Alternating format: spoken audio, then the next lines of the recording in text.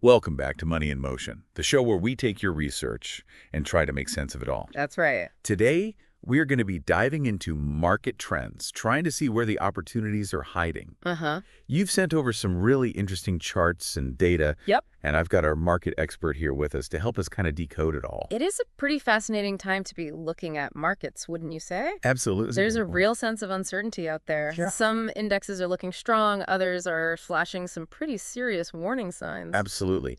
Yeah. So your mission, should you choose to accept it, Okay. is to help us understand if we're on the verge of a major market correction, Okay. and if so, where are those opportunities? Okay. Challenge accepted. Okay, great.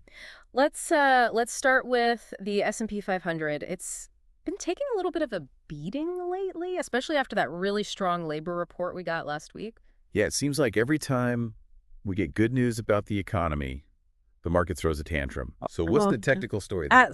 On the weekly chart, we saw what we call an outside bar form, which is basically just a big bearish engulfing candle that signals a potential shift in momentum. Think of it like a tug of war, and all of a sudden, the bears are pulling a lot harder. Okay, so we've got a visual now. Yeah. But what does this mean for, like, the average investor? Well, it means that we need to start paying attention to those key support levels. Okay. The first one to watch is 585, which has already been broken. Uh-huh. And if we dip below 565, that could signal that a deeper correction is on its way. Okay, so 565, that number keeps popping up in your analysis. What's so special about it? Well, it's what we call a confluence point. It's where several technical indicators are all kind of converging. So not only is it a previous breakout level, it also aligns with the 61.8% Fibonacci retracement and the 200-day moving average. Wow. So when multiple indicators like that are all pointing in the same direction, it's like getting confirmation from several different sources. So it's not just a random number that you went. Plucked out of the air. Exactly. It's like the market is whispering, pay attention to this level. Now, some analysts are pointing to a head and shoulders pattern forming on the S&P 500 chart. Does that support this idea of a bigger drop? Well, yeah, the head and shoulders pattern does suggest a potential target of 552, but remember, technical analysis is all about probabilities, not certainties. We need to look at the overall picture. That includes things like market internals, like volume and breadth, to see if that bearish scenario is actually playing out. So a measured approach is key here. We don't want to get swept up in the sky is falling mentality. Now, amidst all this S&P 500 drama, the NASDAQ seems to be holding up pretty well. Yeah, it's showing remarkable resilience. As long as it holds above that 503.25 level, its previous all-time high, it suggests that the bulls are still in control. Okay, so I'm seeing it's also comfortably above its 61.8% Fibonacci retracement level and a good chunk of its anchored volume-weighted average price levels. So could this be a sign that tech stocks are poised for another leg up? Well, the data definitely points to relative strength. Okay. Even though the daily NASDAQ chart has dipped recently, if we look at the weekly time frame, it still hints at the potential for a continued uptrend. Okay, so before we get too deep into the technical weeds, Sure. let's take a step back and consider the bigger picture here. What are some of the key economic and sentiment indicators that are influencing the market right now? Well, interest rates are definitely top of mind for most investors. The 10-year Treasury yield, which serves as a benchmark for borrowing costs across the whole economy, just recently broke above its previous high. Yeah. And that suggests that the market is anticipating further rate hikes from the Fed. Okay, and that makes borrowing more expensive for companies and consumers. So that could potentially put a damper on economic growth. Is this a sign that the Fed's rate-cutting cycle might be over before it even began? Some analysts believe so, Yep. especially in light of the really strong labor market data that we've been seeing lately.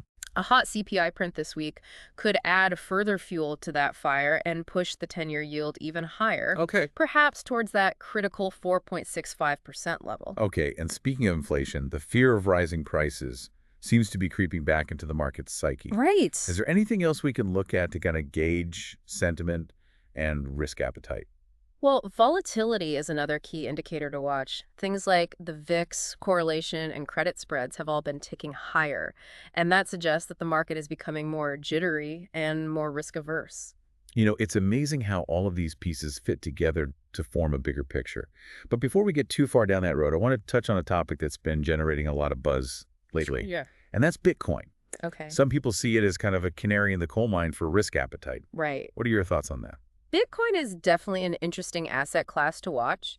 It often trades in line with what we call risk sentiment, meaning it tends to rise when investors are feeling bullish and fall when they're more cautious. So keep an eye on those key levels of 715 and 94,650. If Bitcoin breaks below 715, it could signal a broader decline in risk appetite and potentially confirm those bearish signals that we're seeing in the S&P 500. Okay, so we've got a lot to unpack here. Yeah. We've got the S&P 500 wobbling, Yeah. the NASDAQ flexing its muscles, interest rates on the rise, Bitcoin flashing warning signs. If you're finding this as fascinating as we are, don't forget to hit that like button and subscribe to Money in Motion for more insightful analysis. We'll be back in a flash to continue our exploration. Sounds good. Now let's shift gears a little bit Okay. and focus on an area that I think often gets overlooked, but it can provide some really valuable clues about the market's underlying dynamics. Okay. And that is sector performance. Okay. So Let's talk about it. let's do it. So we were just talking about the importance of sector performance and Uh-huh. how it can kind of tell us a lot about what's happening underneath the surface. So where should we be looking? Well, let's start with small caps, which are often seen as kind of a leading indicator for the overall economy. Okay. The Russell 2000, as represented by the IOM ETF, Right. hasn't been performing as well as the NASDAQ lately. That's right. I'm looking at the chart and it seems to be struggling to break above that 227 level. What does that tell us? It suggests some underlying weakness in the small cap space. And remember, we have that CPI inflation report coming out this week. Right. If inflation comes in hotter than expected, it could spell trouble for small caps, as they tend to be more sensitive to those economic shocks. So rising inflation could create a little bit of a headwind for small caps. That's something to keep in mind as we analyze that CPI data. Now let's zoom in on individual sectors. Are there any particular standouts, either positive or negative? We're seeing a bit of a risk-off rotation happening. Energy and healthcare are leading the way, which is typical in times of uncertainty. Okay. Those sectors are considered defensive, Thanks. as they tend to hold up relatively well during economic downturns. People still need healthcare and energy, Right. regardless of what's happening in the market. Right. So if those sectors are doing well, what's lagging behind? Semiconductors and real estate are showing some relative weakness, and that suggests that investors are rotating out of those growth-oriented sectors and into those that are considered safer havens. I'm also noticing some concerning downtrends emerging in sectors like healthcare, semiconductors, real estate, and financials. Yeah. This wasn't the case a few months ago when the market was feeling more optimistic. Right. Back then, we saw clear uptrends across most sectors, which was a sign of broad market strength. The current lack of strong uptrends, coupled with the overall deterioration in sector performance, is definitely a shift in sentiment. You've also mentioned the XHB ETF, which tracks home builders as an important leading indicator. What's the story there? Well, for a while, XBICB was showing positive divergence from the S&P 500, meaning it was outperforming the broader market. Right. But lately, it's lost that divergence, which could indicate a potential weakening in the housing market. So that's something to watch closely. And what about XB, the biotech ETF? You mentioned it's a good gauge of risk appetite. Yeah, biotechs are a high-risk, high-reward sector. Their performance is heavily influenced by investor sentiment. Okay. So when XB weakens, it suggests that investors are becoming more risk-averse, which can have implications for the broader market as well. Interesting. It seems like every clue we uncover points to a more cautious outlook. Yeah. Now, before we wrap up this part of our deep dive, Sure. can you explain what sector ratio charts are and why they're useful? Of course. A sector ratio chart basically compares the performance of one sector against another or against the broader market. It helps us visualize which sectors are leading and which are lagging, providing further insights into those risk-off rotations. Could you give us a specific example? Sure. Let's look at consumer staples, XLP, and utilities, FICSLU, Okay. both considered defensive sectors relative to the S&P 500. If those ratios are rising, it suggests that investors are fleeing to safety, which can be a warning sign for the broader market. That's a really useful tool for understanding market dynamics. Yeah. It's amazing how much information we can glean from these charts and data points when we know how to read them. And if you're enjoying this deep dive into the world of market analysis, don't forget to hit that like button and subscribe to Money in Motion for more insights like this delivered straight to your ears. Sounds good. Now let's zoom out even further Okay. and take a look at some of the broader macro trends that are shaping the market landscape. Okay. Where should we start? Well, let's talk about the US dollar. Okay. A strong dollar can have a significant impact on everything from corporate earnings to global trade flows. Right, and I'm seeing that the dollar has indeed been gaining strength recently. It seems to be pushing interest rates higher as well. The 10-year Treasury yield, or TNX, even broke out above its previous high last week.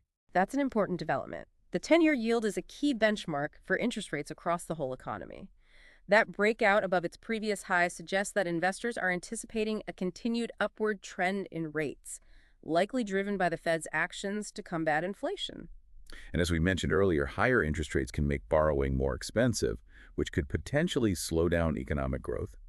Is there a specific level we should be watching for the 10-year yield? Keep an eye on 4.65%. If the yield breaks above this level and stays there, it would signal a further shift towards tighter monetary policy and potentially put additional pressure on the stock market. So that 4.65% level is like a line in the sand. A hot CPI print this week could push us over that line, sending ripples throughout the market. Now, besides inflation and interest rates, what other factors are influencing market sentiment right now? Well, there's a growing concern that the Fed's rate-cutting cycle might be over before it even began. The inverted ZT ETF, which tracks zero-coupon treasury bonds, is adding fuel to that fire. An inverted ZT ETF, you mentioned that's related to the yield curve, right? Yeah. Exactly. An inverted yield curve happens when short-term interest rates are higher than long-term rates. Okay, and why is that such a big deal for the markets? Well, historically, an inverted yield curve has been a pretty reliable predictor of recessions. It kind of suggests that investors are pessimistic about the long-term economic outlook, Uh-huh. and so they demand a higher premium for lending money over those shorter periods. So are we headed for a recession then? Not necessarily. While an inverted yield curve is definitely a warning sign, it's not a foolproof predictor of recessions. There are other factors at play, and the economy can sometimes defy those traditional signals. Okay, so we need to be cautious but not panic just yet. Right. Now, you've also shown us this fascinating chart that compares different volatility futures contracts. Mm-hmm. Can you explain what's going on there? Sure. So this chart kind of highlights the concept of contango and backwardation in volatility futures. Okay. Contango is the normal market condition where longer-dated futures contracts are priced higher than near-term contracts. That just reflects the expectation of higher volatility in the future. Makes sense. Backwardation, on the other hand, is when near-term contracts are priced higher than those longer-dated ones. That often signals heightened uncertainty and a potential for, really significant market moves in the near term.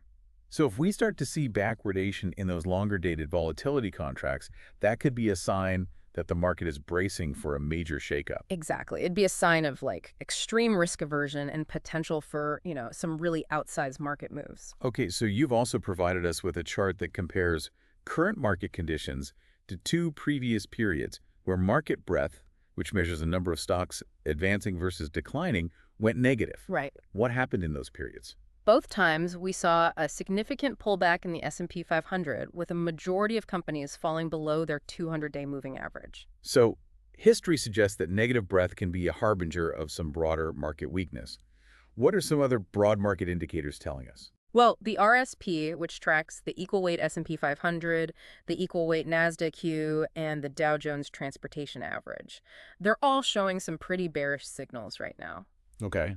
This kind of reinforces the idea that we need to be prepared for some potential volatility ahead. It's like putting together a puzzle, isn't it? All these different pieces of information, Yeah, from technical indicators to sector performance to economic data, they all kind of help us form a clearer picture of where the market might be headed. absolutely. It's all about connecting those dots and looking for patterns. Okay, so we've covered a lot of ground today. What are some of the key takeaways you want to leave our listeners with? Well, first and foremost, I think we need to be aware of the potential for some increased market volatility in the coming weeks and months. The S&P 500 is definitely showing signs of weakness, and several technical indicators are pointing to a possible correction. Right, but that doesn't mean we should panic and sell everything, though, right? Definitely not. Remember, corrections are a natural part of market cycles, and they can actually create opportunities for, those savvy investors who are prepared. Yeah, speaking of opportunities, are there any bright spots out there in this current market landscape? Well, the NASDAQ's resilience is certainly a positive sign. It suggests that there are still pockets of strength in the market, particularly in the technology sector. So investors might want to consider you know, diversifying their portfolios, looking for opportunities in sectors that are showing some relative strength. Right, that's a sound strategy. Remember, knowledge is power. When it comes to investing, the more informed you are, the better equipped you'll be to navigate all of the ups and downs of the market. Couldn't agree more. And if you're enjoying this deep dive into the world of market analysis, don't forget to like and subscribe to Money in Motion for more insightful conversations like this one. So of all the data we analyzed, what was the most intriguing piece of information for you? That's a tough one. I know, right? There's so much. Yeah. But for me, I think it's that divergence between the S&P 500 and the Nasdaq Q. Yeah. It's almost like a tug of war between the old guard and the new guard. Exactly. So if the Nasdaq Q continues to kind of defy gravity, while other indicators are pointing down, what does that really tell us about the underlying dynamics of the market? Right. Is it a sign of like a fundamental shift in investor sentiment towards specific sectors? Or is it just a temporary blip? That's the million-dollar question. Yeah. And unfortunately, there's no easy answer. But that's what makes the market so fascinating. Right. It's a constant puzzle. And the more we learn, the more questions we uncover. Exactly. It's an ongoing treasure hunt for insights. And the best part is, everyone has the opportunity to participate. Right. So to our listeners out there, we encourage you to stay informed, stay curious, and keep those charts moving. Thank you for joining us on this thrilling journey through the markets. It's been a pleasure. And remember, this deep dive has only just scratched the surface. There's always more to explore. Yeah. More insights to uncover. Absolutely. More to learn about this fascinating world of money in motion. Thank you for listening to the Money in Motion podcast. We'll catch you on the next deep dive.